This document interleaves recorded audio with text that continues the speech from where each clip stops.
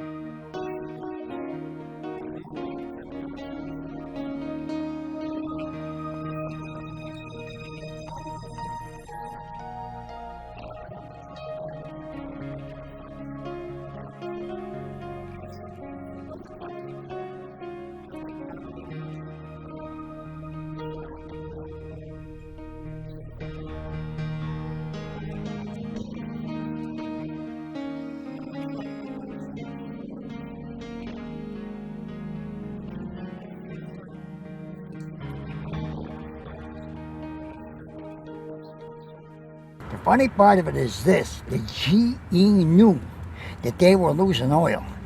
Never did a damn thing about it. Figured, so it's oil, who's going to find it? Imagine all the way to Long Island. Can you imagine how much they must have lost? You don't know how many transformers, big power transformers. I'm not talking about small units. Small units were over there. But the big power transformers that they tested over here, they have to test them. They have to fill them full of oil. The tanks were leaking and that thing was coming down underneath the ground, underneath. And it was coming into the ground. And in some cases it got into the river. That stuff will never get out of the dirt. That kind of oil will never get out of the dirt. They can talk and talk and talk. They'll have it here for 100 years trying to filter that out. It'll always be there. The transformer does what it says. It transforms. They put electricity into it at, say, 13,000 volts, and they would step it up to 230,000 and transmit it 250, 300 miles. And of course, it was back in 1934 when we were just grammar school children that the U.S. government said any transformer that goes inside a building must have a non-ignitable fluid in it. And the GE scientist and engineer in 1936 come out with pyranol, which had polychlorinated biphenyls in it. They were used in paints, they were used in pesticides, lubricants, carbonless paper. I mean, hundreds and hundreds of products, not just capacitors, but transformers, but that was the major use. During the 50-year period of their use, the best figure I could track down was that 1.5 billion pounds were produced in the United States.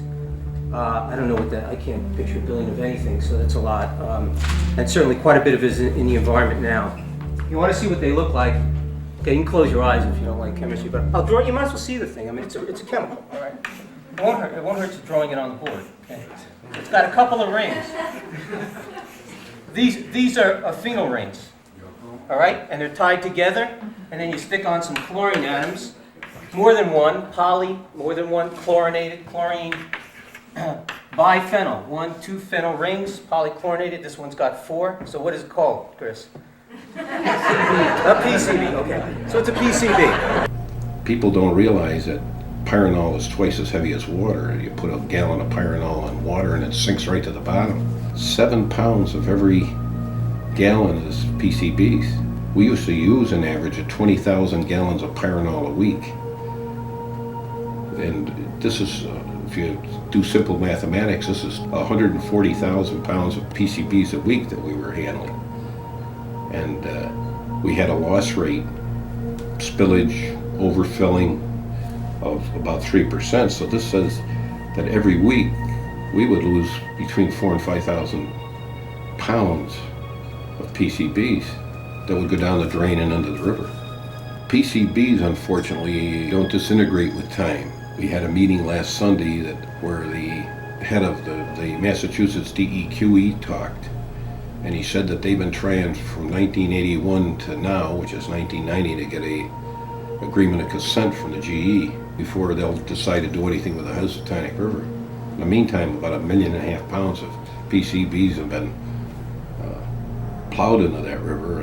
I imagine a good 30% was left. But that wasn't what was worrying Charlie and myself.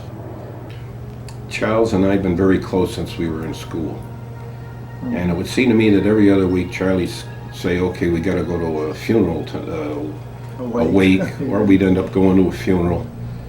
And it wasn't just the test where we worked, the building itself, where we used to mix the pyranol and deliver it out through a series of system of pipes. There was a shipping group, there was a maintenance group, there was an assembly group, there was a test group. All these people were in the same building, and it seemed to me that we were, it started to get on you. Charlie and I had reached the age of 40 and 50 and say, gee, why come all these people are dying? But we didn't do anything about it. Maybe we were wrong.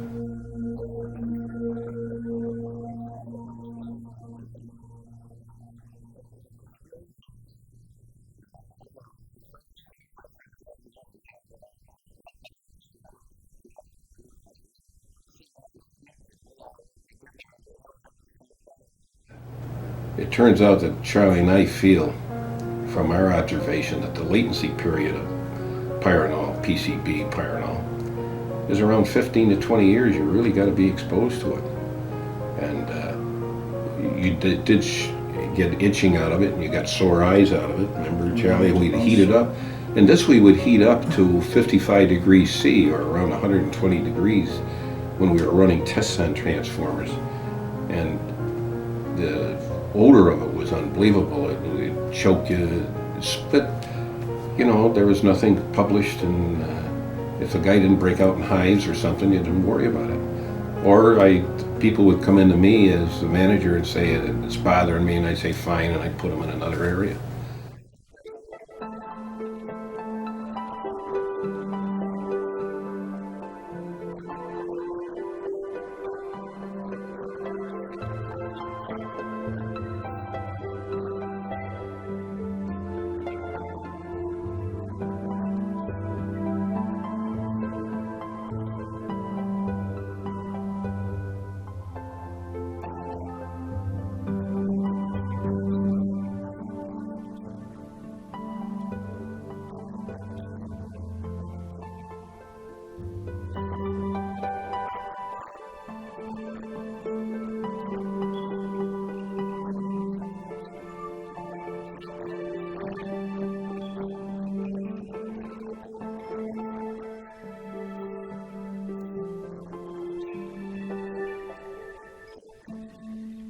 Dr. David Wegman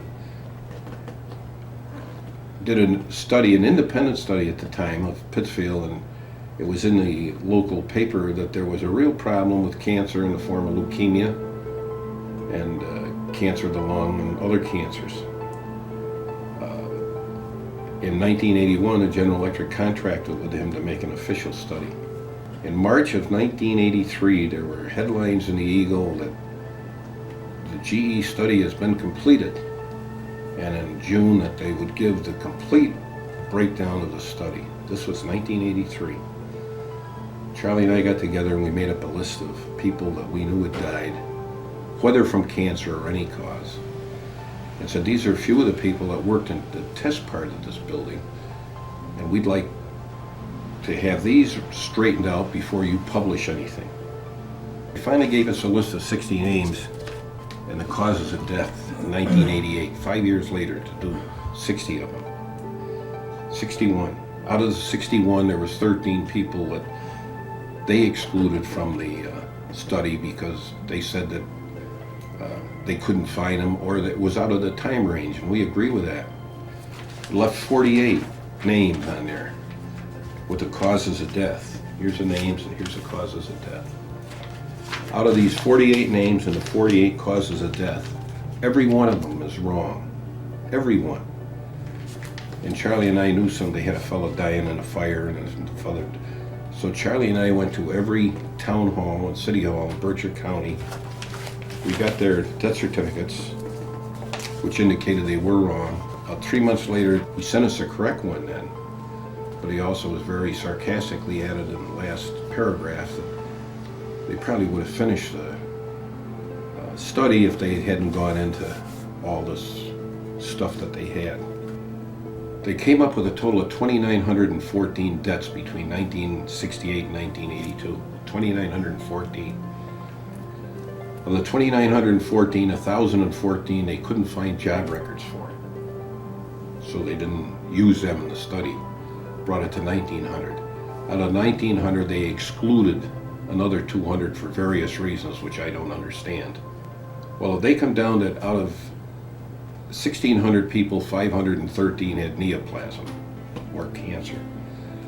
Out of the 1,600, so if you go through that says approximately 30%, somewhere around there. We want to see what the 1,014 that were left out are. Here's 1,014 names, and granted they may not have records. We got a big long story why they don't have records, right, Charles? That's amazing. We won't even bring that up. They threw them out somehow. I can reach in there and pull out 3 or 4 death certificates that I've gotten in the last month. And it's nice that people send them, but what am I supposed to do with it? It's and I certainly think that the exercise of delay that has been put forth by the GE is deliberate. This isn't probably a bad thing to say, but I think it's been deliberate. And I think that they will continue that way until another 5 or 6 years when anybody that's been exposed to this is probably gone.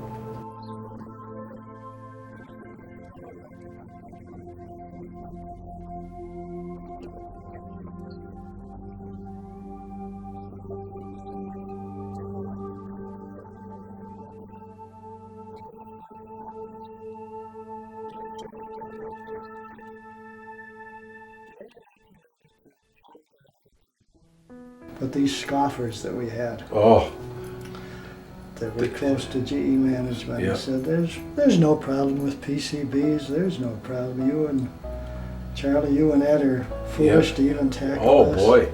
And now they've had, as I say, problems, and they're And we've had deaths. right on our side.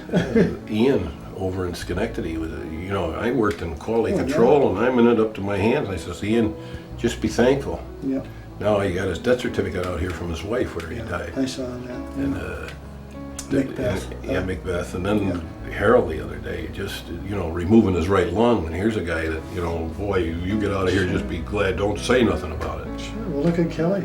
Yeah, neither John. He was terrible. Yeah, and now he's concerned about the Fuller's Earth, which there's 1.5 million pounds of Fuller's Earth buried somewhere around Pittsfield. If I were them, I'd be worried about where the Stop and Shop is, because there used to be a big dumping back in the Stop and Shop. Yeah.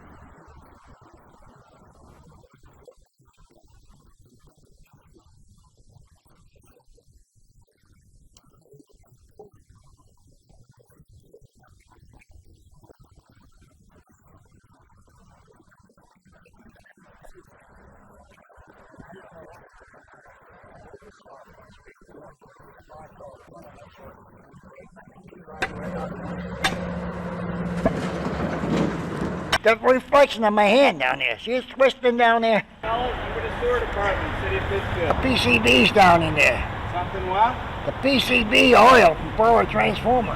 You got a problem with it? You get our commissioner down here. I asked the city to make a study of the PCBs that were in here years ago, all right, back in 1981. And they said, no, we're not going to make a study. Nobody even knew where the drains went. Some leached into Silver Lake. A good number of them went into the Housatonic River. The gentleman, who was a personal friend of mine, a fellow by the name of George Russo, was in charge of all liquid waste disposed for the General Electric Company since 1936. And he is the one that informed me as to where the liquid waste was being dumped. It came in 30-gallon barrels and 55-gallon barrels. And when I say disposed, we're talking about thousands and thousands and thousands of gallons of oil. We're not talking about crankcase oil, 150 gallons. We're talking about thousands and thousands of gallons of oil, including that oil tank that they had up on top of what is known as Peck's Bridge, 550,000 gallons of oil. That's how much it held that capacity. And it leaked for years and years and years before 1964 and after 1964.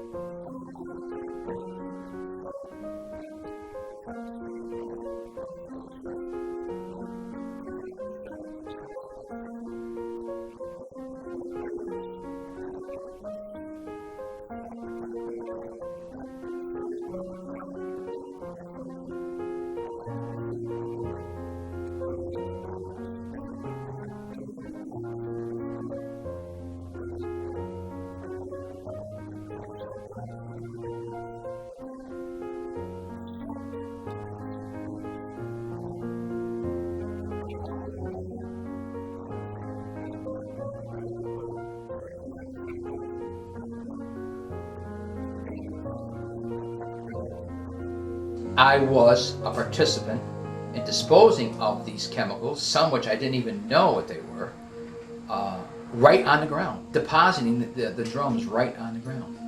And GE also buried them there. You know, we used to see them stacked up. But you know, you needed a job, you got paid good, you needed to raise your family. What could you do?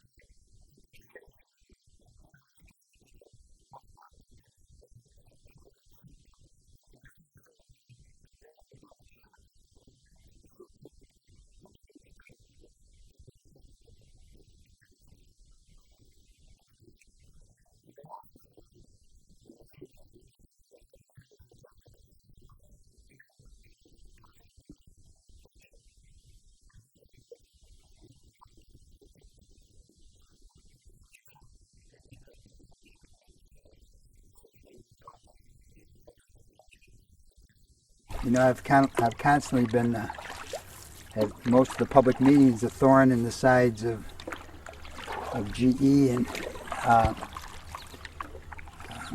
EPA, you know, trying to prod them into making GE own up to the seriousness of this problem and doing something about it. You know, it's very frustrating because I don't think we're any further along the way to correcting this problem than we were, what is it, 7 or 8 years ago now, or more, that we start to have all the public hearings, you know. The woman that came in here from EPA, I forgot her name, the first one, said that she was going to stay here till the project was finished. And, you know, she was gone in less than a year. And then we had somebody else here, and I taken them out on this ride that we're taking right now. I took most of these people till I got kind of fed up with it. If I had decals for all the EPA people that I've given rides down this river to, they'd come halfway down this canoe. And the last one that came to me, I told her, I said, if you're around here in a year, I said, you let me know and I'll give you a ride down here. But, you know, it's like doing anything with the federal government, that they change hands so many times that we never seem to get anything done. And of course, GE is not doing very much to solve the problem they've caused either. You know, the solutions they give are so ridiculous and so outlandish that you know, nobody wants to do them. And it's almost as if you feel, hey, these guys are going to keep on doing this till we finally throw our hands up in the air and say, hey, the rivers is okay like it is, just leave it alone.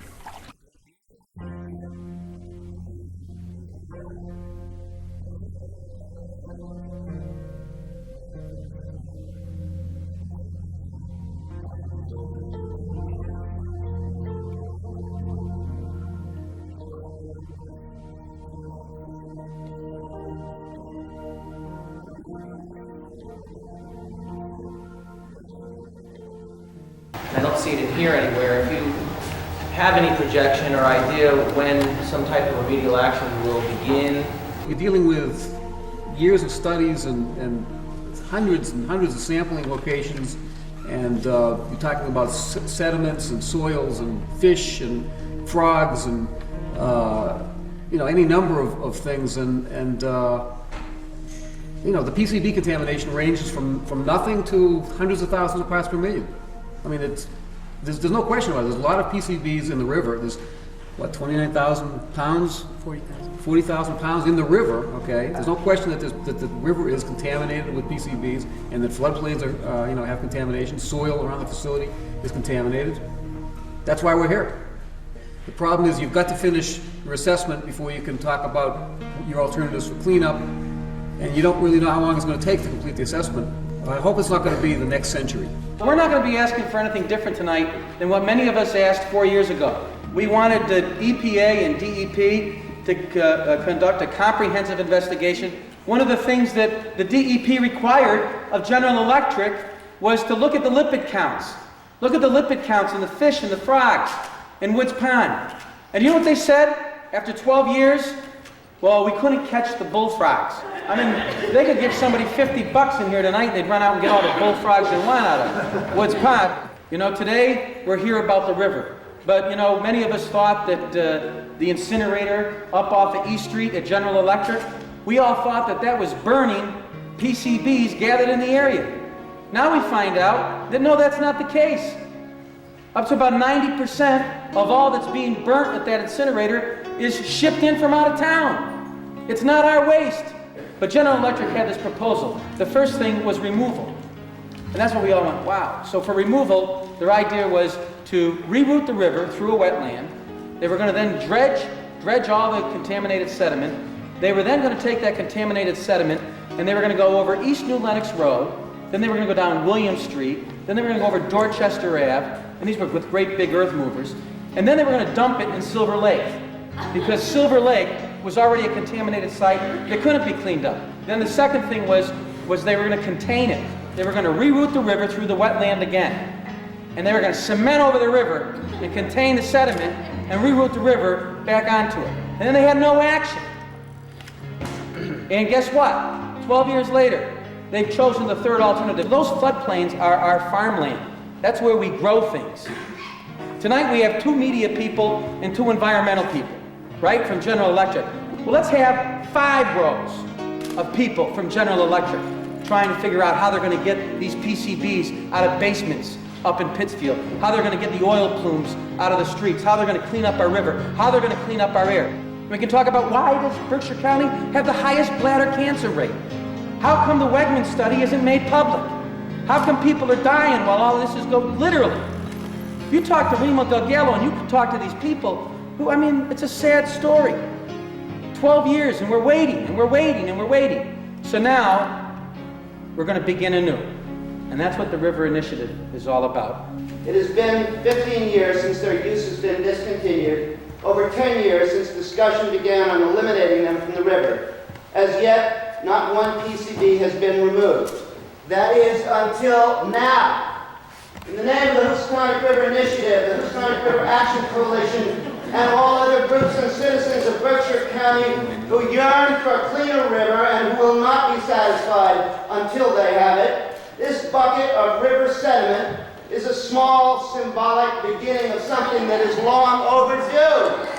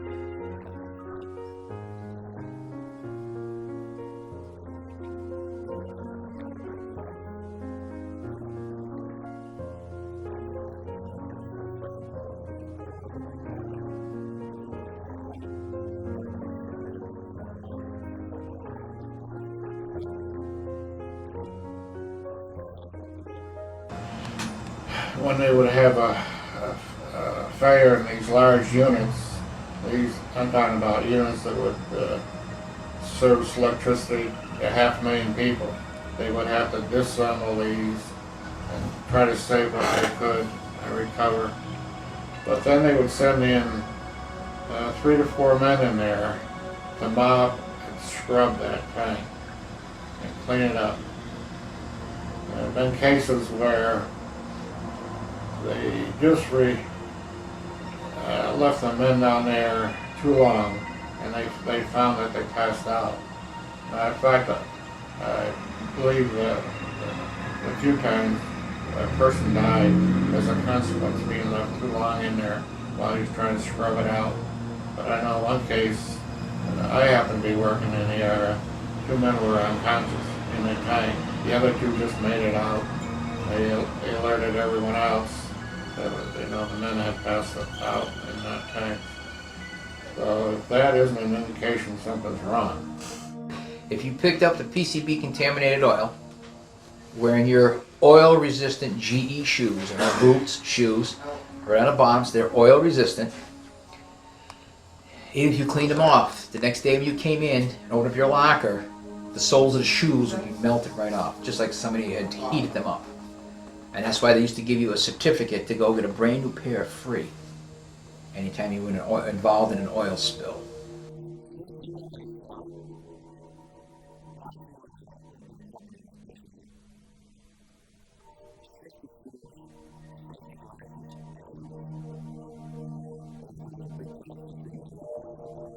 One of the aspects that came from all of us working together is most of the men, blood vessels in their penises were collapsing.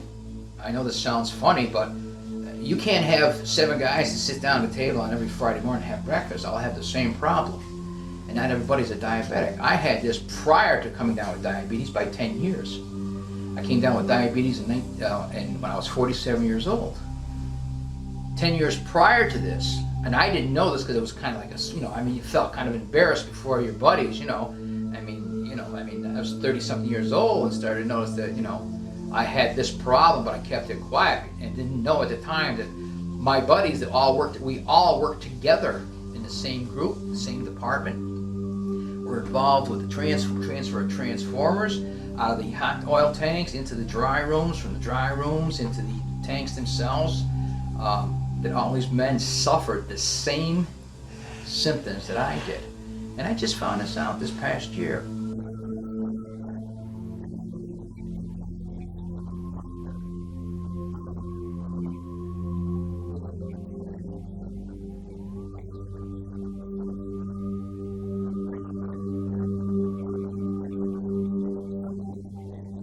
They say that it's 99%, 99.5% effective, which is fine. But last year they burned 1,800,000 pounds of PCBs. That was good, but if you're losing 0.2%, it isn't much, but it adds up to about 3,600 pounds. Where's it go?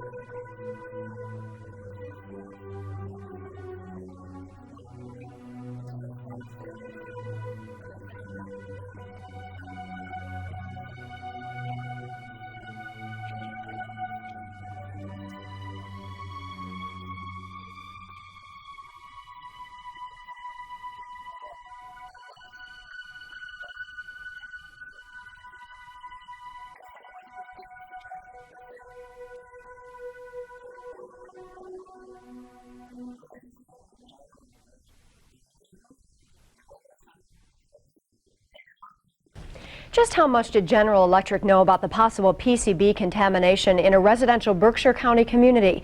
There's new evidence they may have been keeping some information to themselves. The memo given to state officials last year says GE dumped PCB contaminated fill on private property.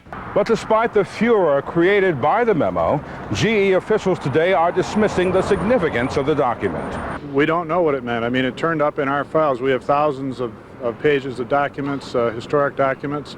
And as I say, it wasn't addressed to anyone, and we're not sure where it went. But I would assume that if the memo had turned up at that time, we would have acted on it.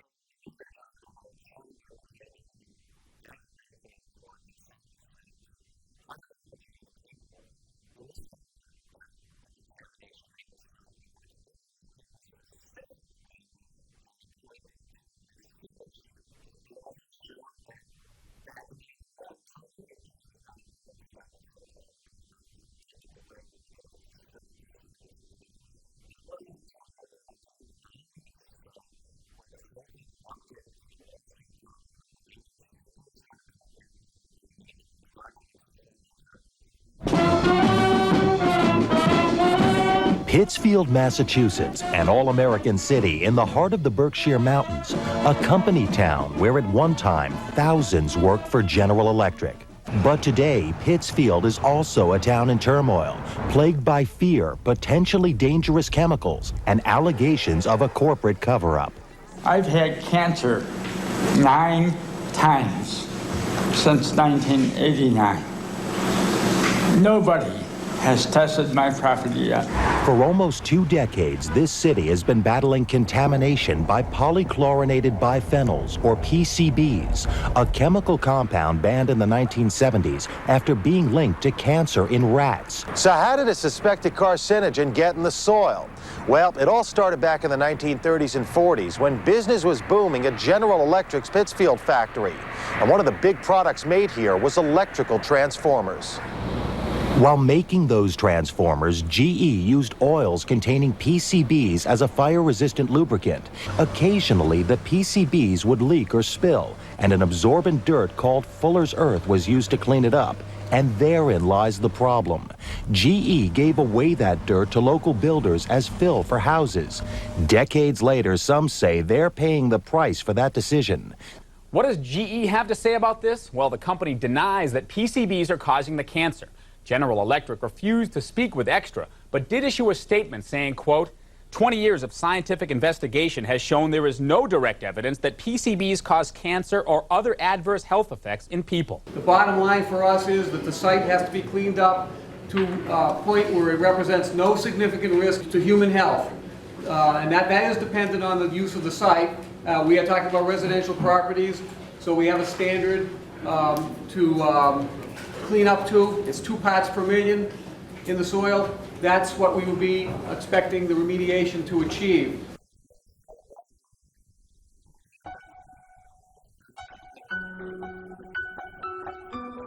The most important way that you can be exposed to PCBs in fill is by touching the soil or the fill that the PCBs are attached to. And how the PCBs actually enter your body from that contact is mainly by 2 different routes. The first is what we call incidental ingestion, and that is ordinary hand-to-mouth contact brings small amounts of soil from your hands into your mouth. That's how it gets into your body. Second way is PCBs can move through your skin. I just heard today that it seeps through the pores of your skin. I didn't wear rubber gloves when I went out to play in my yard. Nobody told me I was supposed to. Is there a medical monitoring program in place financed by GE to monitor the health of residents residing in contaminated properties, and if not, why not? Jane? Not a question we have been asked, not a request that has been made to us. Certainly it is something that can be discussed, talked about. We do not have a program like that. In effect, we suggest if you are concerned, you can go to your doctor and talk to them, but we are not supportive of that program. We don't see the need for it. Tim? I'd like to read from a 1937 memo from the Journal of Industrial Toxicology. Mr. R.F. Kramer, Assistant Manager, General Electric Company. This is at the conference.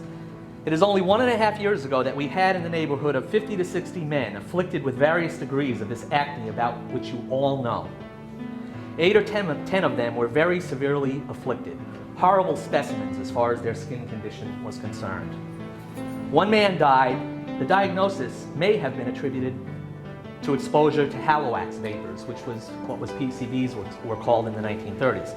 The first reaction that several of our executives had was to throw it out, get it out of our plant.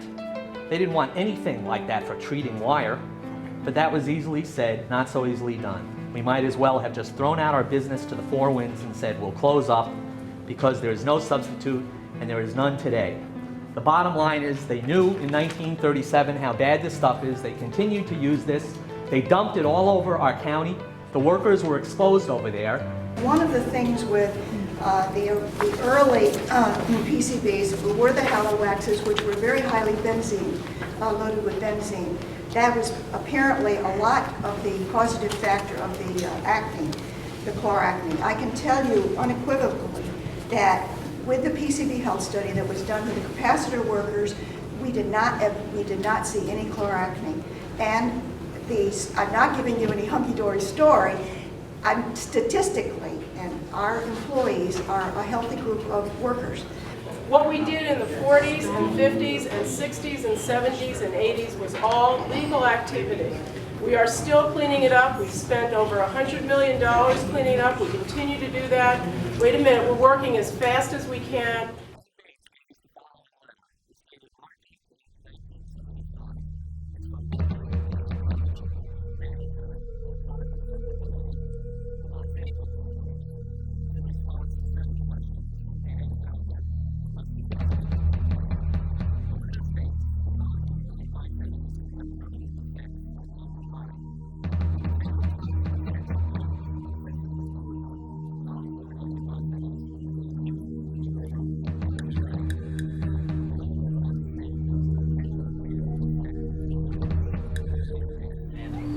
Both were there for 18 But we years. lived there all our life, so All our we're really lives. concerned about our health. Our own health. Yeah. Your dad, who else worked for GE in your family? My uncle, my father, my grandfather, my brother. So GE could do no wrong, you know, to our family. We've had an uncle who died of bladder cancer in the house. My mother passed away a year ago of cancer which started in the liver. And my father has had a stroke that's left him paralyzed. 49 Longview Terrace. Using clean, non-combustible fill, which shall be graded over and top dressed when filled completely. That's your property, right? Yeah. That's yours, that's hers. There it is.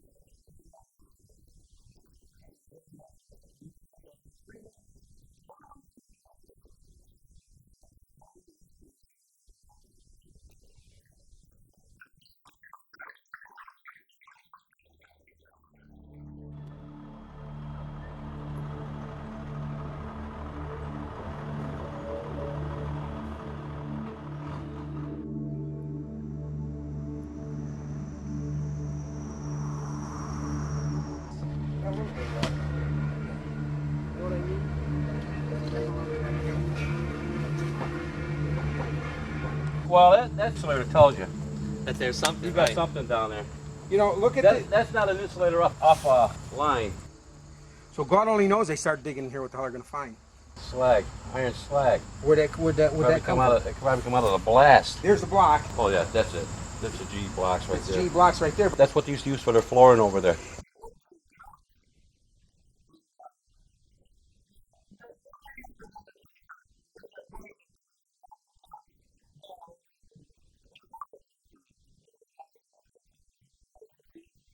telling me your brothers used to play down there on the barrels? Yeah, of course. They used to hop from one barrel to the other. When they built Bradley's, they drove special pilings in there, because that was an oil dump at one time. They used to actually, from what I understand from the old timers that were alive then, they actually used to dump the GE transformer oil in that area, and they had to bring in these special bales that they put in the ground. They just kept sinking one after the other to absorb the oil. They never took them out. They just kept putting these bales one on top of the other. They're made of some material, they absorb a material, and they kept compacting, pushing them in, pushing them in, pushing them in.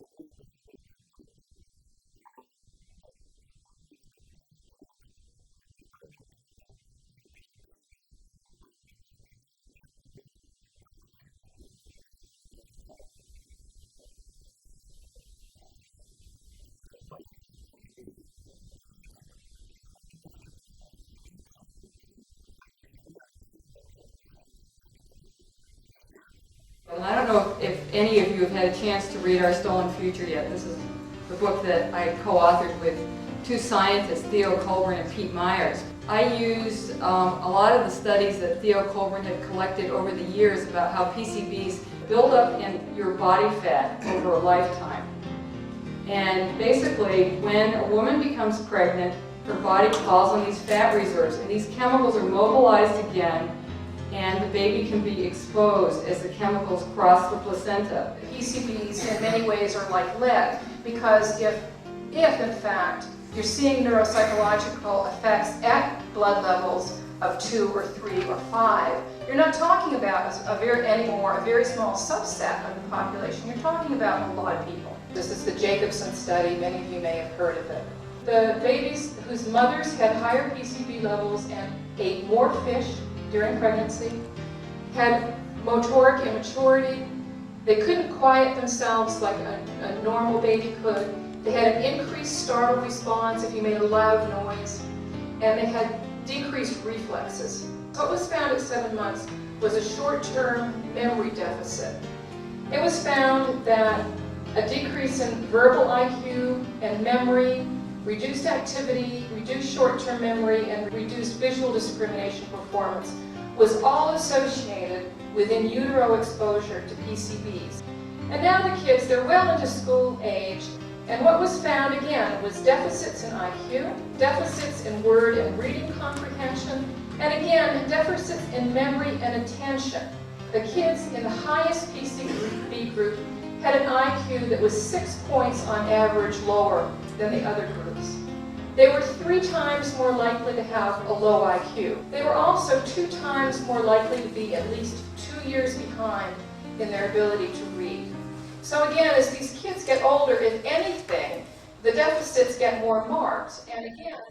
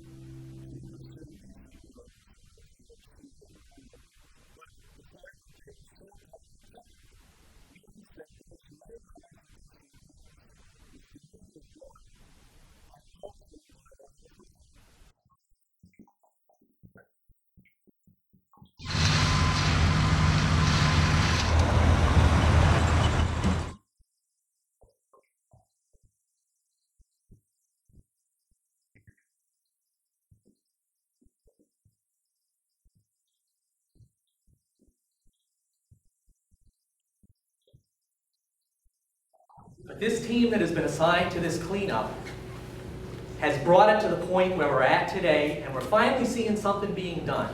Now, the regional administrator, Brian's boss, John DeVillers, just recently nominated this site for a Superfund site. And he did it for a very logical reason, because there's been 5 years of attempting to negotiate with GE, of attempting to find solutions to this site, and nothing was coming of it. So he resorted to the last resort, which is the Superfund law. And as soon as it was mentioned in the papers, GE was back at the table negotiating again. Support that designation.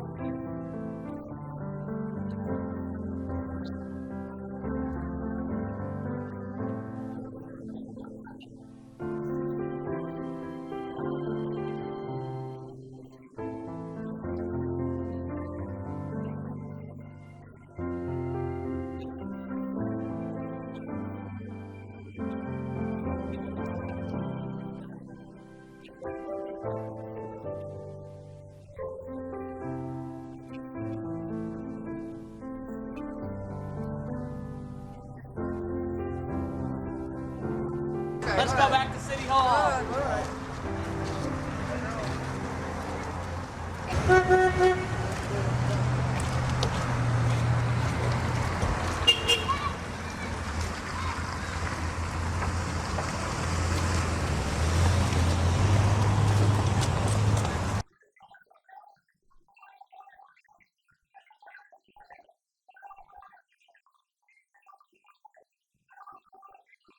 When someone stands before you and says, the whole city is contaminated, and it's right there on the camera, that's not helping the situation, especially when it's not true.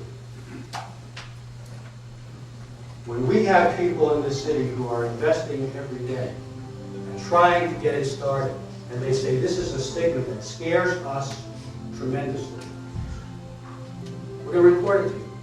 We're going to tell you it's a problem. The position that we take is very simply stated. There is contamination and it is significant and it's a tremendous problem. A very complicated, tremendous problem. It's got to be addressed. But the stigma of a Superfund designation exaggerates the health risk. We need to focus on that. Just remember, General Electric wasn't at the table before the threat of Superfund put them there. And worst of all is that the City Council and the citizens are being blackmailed. The mayor contends that plastics, KB Toy, General Dynamics, and others will be leaving based upon the stigma of Superfund. Let's look at the thousands of jobs that have already been lost to the contamination. I suppose it is easier to recruit employees and grow companies in one of the most polluted areas in the nation. The stigma isn't Superfund. Toxic waste contamination is the reality.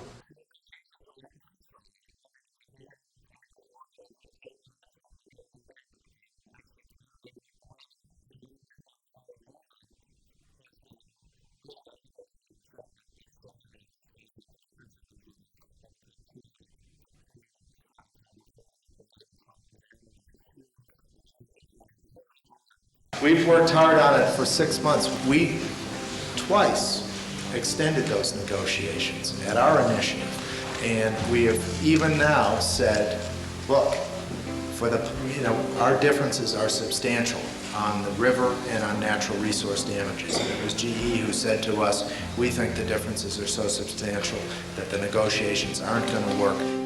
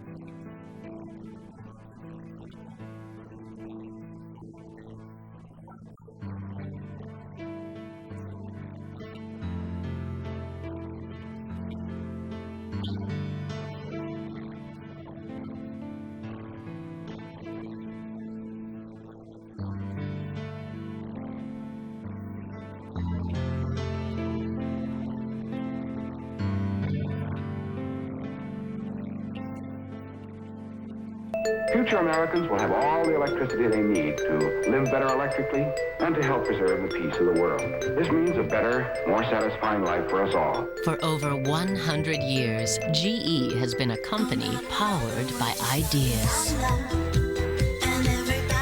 Progress is our most important product.